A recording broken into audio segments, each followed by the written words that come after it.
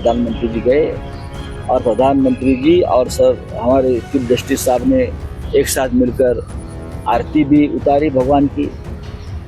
हमारी शंका इतनी है कि क्या ये संविधान के रखवालदार इस प्रकार से अगर राजनीतिक नेताओं से मिलते हैं तो लोगों के मन में शंका है। बात ऐसे है कि गणपति उत्सव है, लोग एक दूसरे के घर में जाते हैं। प्रधानमंत्री अब तक कितने लोगों के घर में गए मेरे पास जानकारी नहीं है। दिल्ली में बहुत जगह पे गणेशोत्सव है, हमारे महाराष्ट्र सदन में है, महाराष्ट्र मंडल का है, होता है ना। लेकिन चीफ जस्टिस साहब के पास प्रधानमंत्री जी गए और प्रधानमंत्री जी और सर हमारे चीफ जस्टिस साहब ने एक साथ मिलकर आरती भी उतारी भगवान की।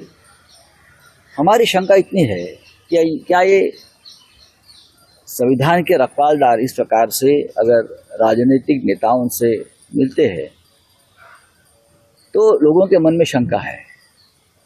हमारी जो केस है महाराष्ट्र में, जो घटना बाह्य सरकार चल रही है और उसकी सुनवाई चंद्रचूड़ साहब के सामने चल रही है, तो हमें शंका है कि हमें न्याय मिलेगा। क्योंकि एक पार्टी है उसमें प्रधानमंत्री जी, जो हमारा मुकदमा चल रहा है उसमें पार्टी है केंद्र सरकार, और केंद्र सरकार के मुखिया सर न्यायाधीश के सामने साथ आते हैं, घर में बैठते हैं। तो सर न्यायाधीश चीफ जस्टिस ने इस केस से अपने आप को अलग करना चाहिए, नॉट बिफोर मी करना चाहिए। क्योंकि एक पार्टी है प्रधानमंत्री इस मुकदमे में, उनके साथ उनके रिश्ते खुलेआम दिख रहे हैं। ऐसे में क्या चंद्रचूड़ साहब हमें न्याय दे पाएंगे? 3 साल से तारीख पर तारीख हो रही है, एक गैर कानूनी सरकार चल रही है। एनसीपी और शिवसेना जैसी पार्टी को जिस तरह से तोड़ा है, हाँ, उनके सामने ये भी गलत है, हमें न्याय नहीं मिल रहा है।